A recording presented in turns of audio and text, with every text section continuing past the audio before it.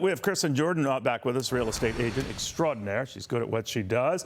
She does not look at this as a housing doomsday, do you? I mean, it's tough, but how would you define it?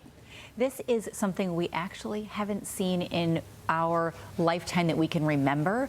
If you think about the last time that we spent a decade with rates that were sub 5%, that was actually the 1950s. Because right now, what's happening is we're seeing these rates that have come up, and they're probably going to be there a little bit longer than we think, and we're just going to have to metabolize them. But I don't think we're going to see 20 years of double-digit interest rates like we did in the 70s and 80s. Well, that's why, I mean, you hear the crisis word used a lot, and I get it. If you can't get a home, or you realize that a lot of people who own the homes that you want to get are not letting go because they've got low mortgages and they don't want to give them up. I get all of that. But I also get my own history, and I bored you with my wife and I. We got our first mortgage. It was 13%, and we thought we were financial geniuses. And I understand you get used to something, and we got used to very low rates for a long time.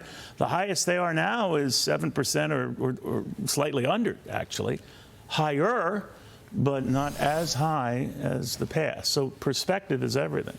It really is, and I really believe that right now we're going to see a slight correction in prices of homes. This is the opportunity for buyers to get into the market and But we're not seeing that yet, right? The slight correction, I mean, that's what buyers are waiting for. There is definitely a lag in the data that we're seeing. What we know is working is location, location, location.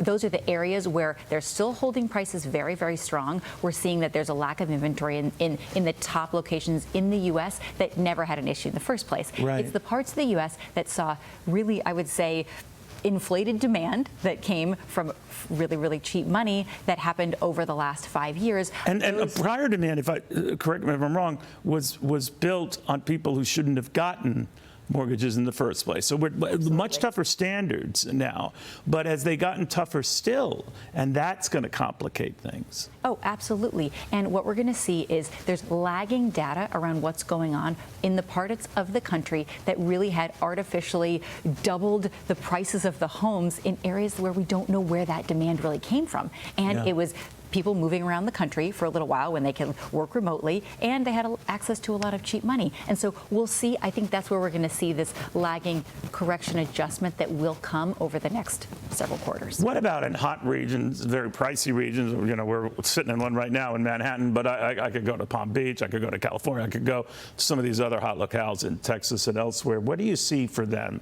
Are they going to cool down, or are they going to reverse some of these huge gains, give buyers a shot at stuff? What? The parts of the country that are the hottest and really are those luxury hotspots, they are going to hold pretty strong. I can see them being able to have sellers sit on that inventory. They're wealthy. They don't need to sell. Why would they sell if things aren't going to be incredible for them, or they don't need to move?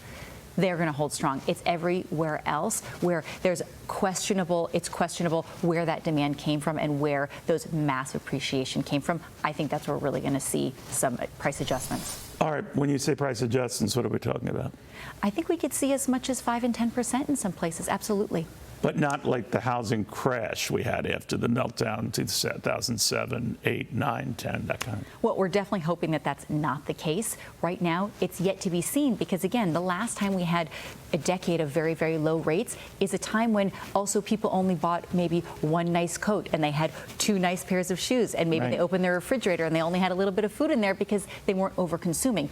We're in a whole different place where we expect cheap money, we overspend, we overconsume. And so there's credit card debt. There's so many layers to this that I don't think it's so easy to say what's going to happen to housing, because it's all wrapped up in everything else. Who are these crazy people who don't have much in their refrigerator? What happened? Well, that's another show. Yeah, it was back in the day. There we go. There we go.